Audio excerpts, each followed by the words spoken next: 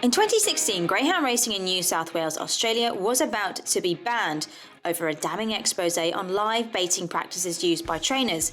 Yet this month, not only is it still running, but it will stage the world's richest greyhound race, the $1 Million Chase in Sydney. Want to know how? Well, let's find out. Hi, I'm Adrian Molloy. This is The Knowledge.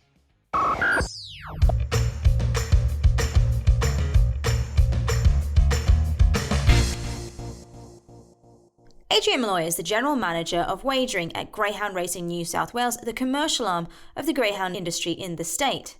I look after basically everything to do with wagering, and that could be from liaising with the corporate bookmakers to ensuring right down to a granular level that we're getting 8-dog races running in optimal times when we show it on our TV service, which is called Sky Channel. He also runs what they call the Racefield product feeds, which is how Greyhound Racing New South Wales funds its industry, with compulsory charges for bookmakers that want to bet on greyhound racing in the state.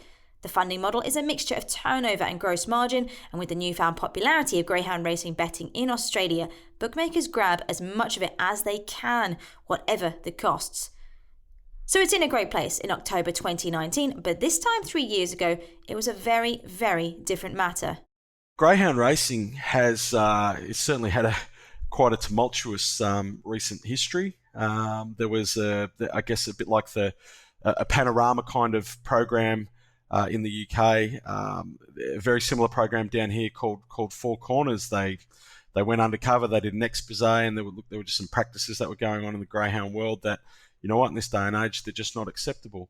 That shone a spotlight on the industry that had to really bring everything out into the open. And essentially, what happened was that they did a big report into the industry. This is here in New South Wales, and it was determined that, you know what, the industry just doesn't seem to have the right kind of culture and the willingness and the ability to change, and the Premier of New South Wales decided to ban greyhound racing.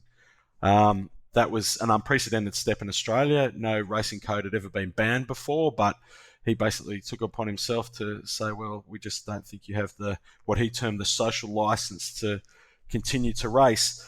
What we subsequently saw to that was public backlash at its strongest, and effectively the general public just said, well, you just can't turn around and ban an industry. You've got to give it an opportunity to reform and so forth. And he rescinded his ban. I think it was 9-10 months later. So it was overturned, and he actually eventually he fell on his sword because of it.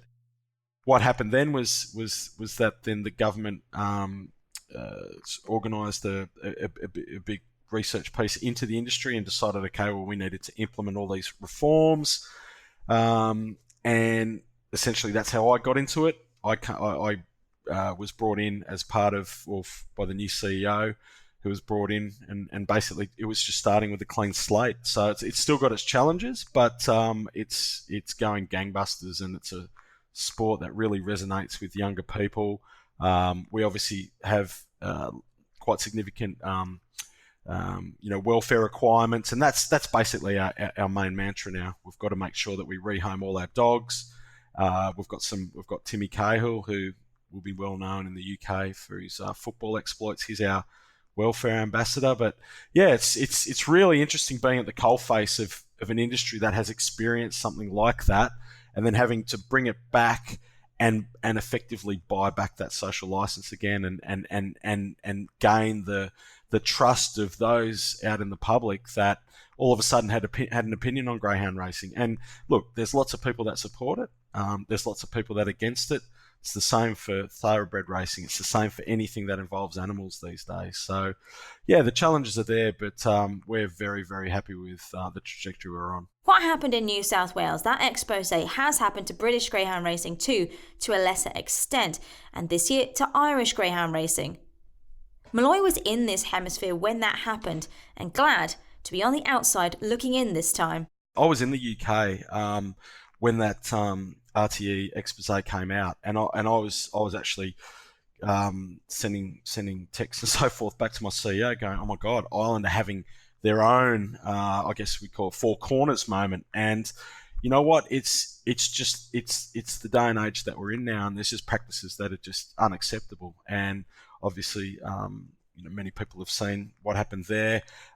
Similar sort of things in Australia, and you know what, you've just got to make sure these days that your checks and balances are there, and if you if they're not there, then you're opening yourself up. And we basically can't afford to have another major issue again, because we will be shut down again. Sometimes trying to change the culture within an industry of what people who've been in it for a very long time, they think, you know what, this is what my parents did, this is what other people did, this is what everyone's always done. Well, you know what, sometimes what's always been done is no longer acceptable, and you have to change your way. And changing culture can be a very, very difficult thing when it's been ingrained. And sometimes you just got to grab people and say, you know what, this is just unacceptable anymore. You've got a responsibility.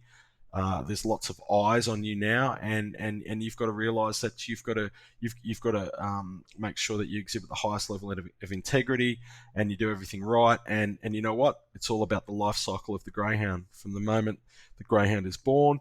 In some respects, I've got to say, looking back on it now, it's the best thing that probably ever happened to greyhound racing in Australia. In that it just meant that we have to have world's best practice, and I've got no doubt that that Ireland will experience things like having to ban exporting greyhounds to China. We've done all of that. We've gone through all of that. And now you don't leave yourself open to what happens elsewhere because you didn't facilitate the export of that greyhound in the first place. All these kind of things. But welfare is its number one priority, and it has to be these days. It really shows how important that is to fans and bettors when you see that the biggest reason people give for enjoying it over horse racing is the lack of human intervention. To be honest, I do think, particularly younger people as well, they also just like the fact that there's no human intervention. I mean, at the end of the day, it's the dog. It's just the dog and it's no one else. And what I think happens, and it is a perception thing, and it's just something that, whether it's right or wrong, it's just the way people think. And if they see a thoroughbred getting caught behind other horses, then they very easily default to blaming the jockey, and they sort of find an excuse and find a reason to be a little bit angry at a jockey. Whereas in a greyhound race, if there's interference and there's a bump on the first turn, they just go, oh well, that's just racing. You know what? The dog bumped into each other. There was no human intervention in that. And I think, I don't know, some of the chats that we've had with people, they just express that real that it's just the dogs. They're out there, they're chasing, and it's just these beautiful puppies doing their thing, and people like that. And I'll tell you what, geez, as a betting medium, they like it. It's quick, it's fast. The races are every 20 minutes, and yeah, it's really, really popular. Molloy wasn't always involved in greyhounds. He has vast experience in the betting industry, but his day out was horse racing. And what a generation it has been to be an Australian horse racing fan. From Maccabee Diva to Black Caviar and then the mighty Winx, it has been the most extraordinary 15 years. What Winx did was certainly put racing on the front pages. And whilst racing is always there, it's almost 24/7 these days. I think Winx really permeated just the general population, and she had that added benefit that she was a mare, and everyone just loves a mare, and especially a mare as good as Winx. Like, we'll certainly never see a horse as good as her again. Certainly not in Australia in our lifetime. I saw her run a few times, and she was, I don't know, she just toyed with seriously good horses, and she toyed with them constantly. But I think obviously now people have a lot more focus on racing, and they probably have a lot more interest in it purely because of Winx. Racing's probably got a pretty big job in front of it to try and capitalise on it. We always say, okay, there'll never be another Winx, but if you look probably across the last 15 years in Australia, we've had some incredible mares. We had a mare called Maccabee Diva that won 3 Melbourne Cups. We had a very fast sprinter called Black Caviar. She went over and won at Royal Ascot, and then of course we've got Winx, and they're all enjoying their breeding barn life now. But maybe in 2 or 3 or 5 or 8 years' time, we'll get another really good mare. And I think actually those mares are the ones that really drive racing, and they're the ones that resonate with your mums and your dads and I guess the female side of the sport as well. So I think there's a very, very beautiful afterglow and a real nice halo effect from from Winx on racing, and I think racing will stay certainly in people's psyches a lot longer. Winx won a record 33 consecutive races, including 25 Group 1s and a record 4 successive Cox Plates. She became a household name with her own fan club and merchandise, and for Australians, she is now immortal. Winx's fame is now right up there on par with Australian horse racing, and maybe even Australian sport's greatest asset, the Melbourne Cup. Yeah, I think certainly up until the millennial generation, it was almost institutionalized. When you grew up, you just grew up with this massive aura around the Melbourne Cup. And I can remember, I think I did my first sweep at primary school when I was 9, and it was just one of those things that it literally captivated the nation. And I think they used the term "the race that stops the nation," and it did. I was there last year, and actually last year it was quite interesting. It was a torrential downpour, and when I say it was torrential, it was torrential, and I actually had the indignity of getting soaked through to the bone, and I was actually in one of the marquees. There's the big, of course, betting agencies called the TAB, and I was in their marquee, and I actually walked in, and I was literally dripping wet, and they were handing around the Melbourne Cup, the actual Melbourne Cup, for people to get photos, and I actually said to the person just saw me walk in and said, "Well, do you want to hold the Melbourne Cup and get a photo?" And I was soaking, and I put my hand in this glove that they get everyone to put on to hold the cup, and I've got this photo of just being drenched with it, and this poor glove was soaking wet after I finished with it and had to give it to someone else. So, you know what, Melbourne Cup Day always chucks up variables. Sometimes it really is wet, like it was last year.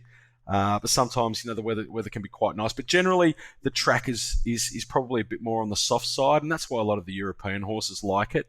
The Melbourne weather has a tendency to be a little bit wet in October and early November, and the sting's taken out of the ground, so it certainly suits those runners that are coming down from the Northern Hemisphere. Northern Hemisphere trained horses have won the last 2 Melbourne Cups, cross-counter scoring for British trainer Charlie Appleby in 2018 and Irish trainer Joseph O'Brien winning in 2017 with Rekindling. In the last 15 years, there's also been winners trained in Germany, France and even Japan, highlighting the immense draw of Flemington Park's $8 million handicap. And with this international interest creating such a unique handicap field, it presents one of the most intriguing world betting markets of the year. Like the Grand National in Britain, everyone has a bet on the Melbourne Cup in Australia. The once-a-year punters are out in force, but so are the heavy hitters who get together the day before to battle it out with the on-course bookmakers in an age-old tradition. It's called Call of the Card, and basically what they do is that they'll probably get between 4 and 6 big on-course bookmakers generally. Now some of the more corporate bookmakers, they'll have a stand, and it's basically this huge function room. It's a lunch generally on the Monday, so the day before the Melbourne Cup, and yeah, basically the bookmakers will take on the punters in the crowd, and usually you'll get a whole cohort of professional punters and certainly guys with an awful lot of money who like to back their horses to win a small fortune. And it's a real battle on the day. It shows, I guess some people could interpret it as where the smart money's going.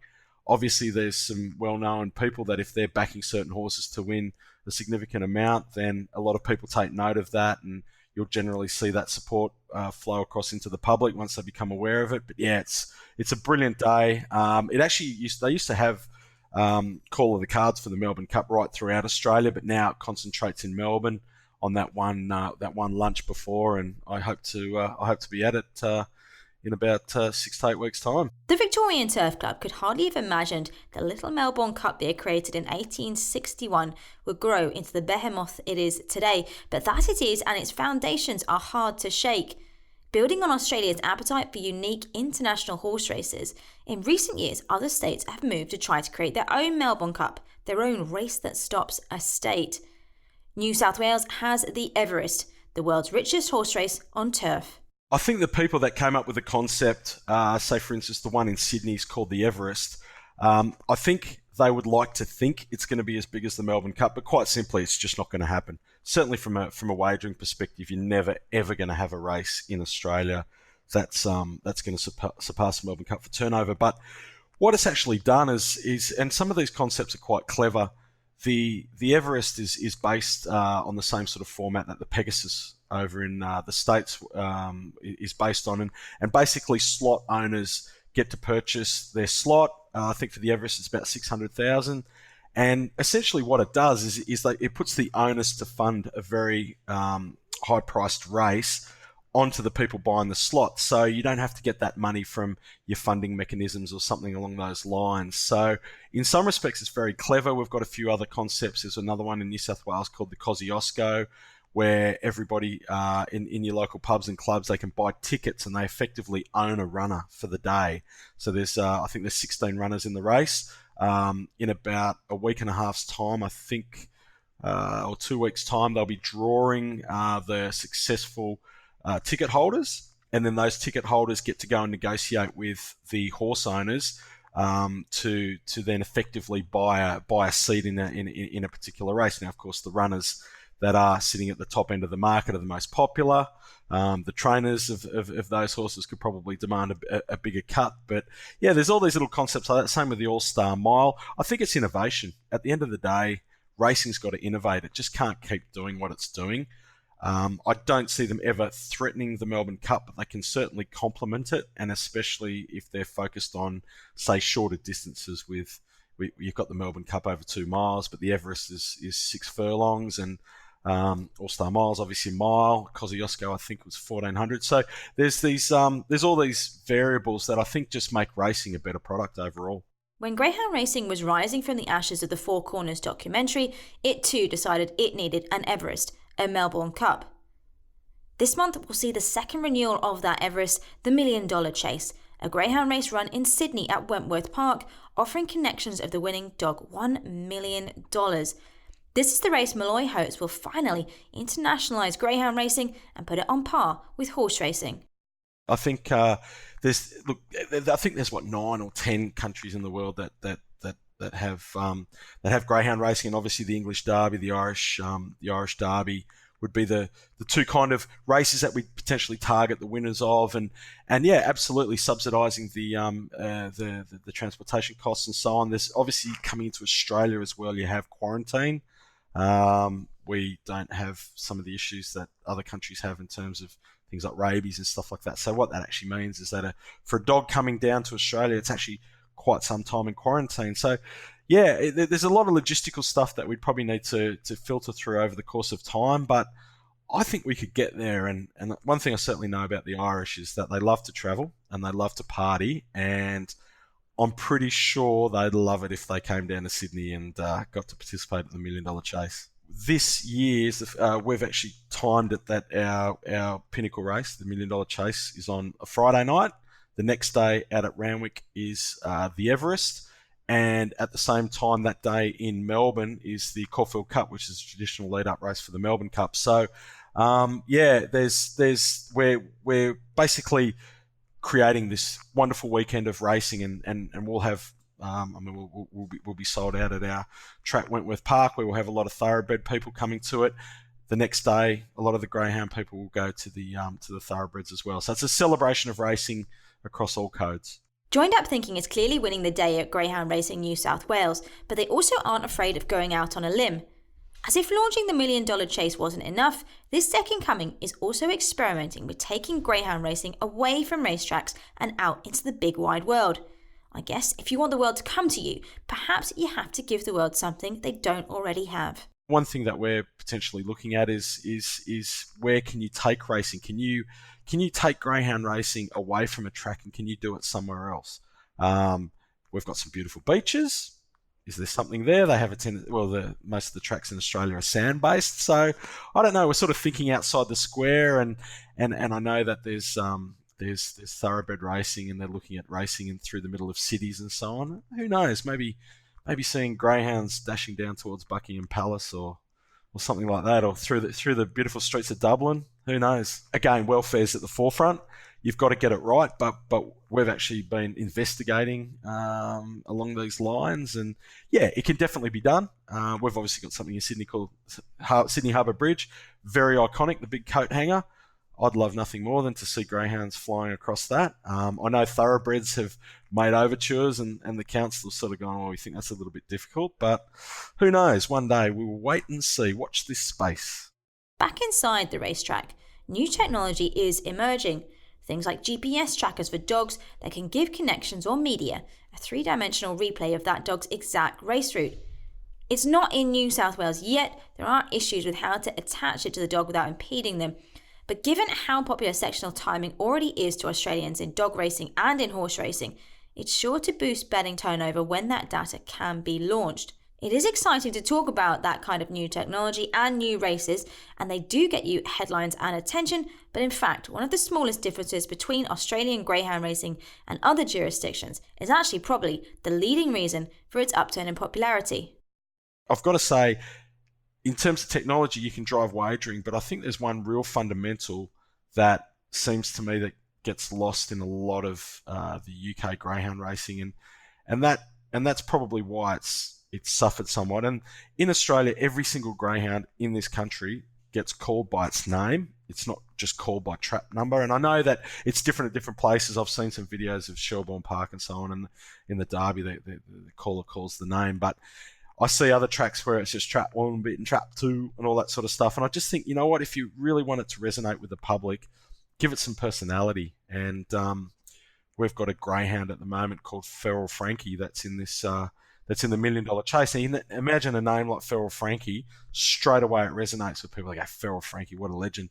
And he's actually a really, really, really good dog. And he won his heat the other night for the $1 Million Chase. So, yeah, it's things like that. And all of a sudden, you've got a greyhound that's got a cult following just because it's got such an amazing name. So, you know, on one hand, technology, you want to make the most of it. But on the other hand, it can be just the simplistic things that can really help drive wagering and interest in the product. Feral Frankie will strut his stuff in the $1 Million Chase final on Friday, October 18, with a legion of fans tracking the Ferals every move. It's a race that was made for him, and it could just be his reach that finally takes greyhound racing global. You've been listening to The Knowledge Podcast, brought to you by Gambling.com. To hear new episodes as soon as they're released, make sure to subscribe on iTunes, Spotify and SoundCloud. Simply search for The Knowledge on your preferred platform. Visit Gambling.com/podcast for full access to our extensive podcast library. To keep up to date with all things gambling, make sure to follow Gambling.com on Twitter @gambling_com.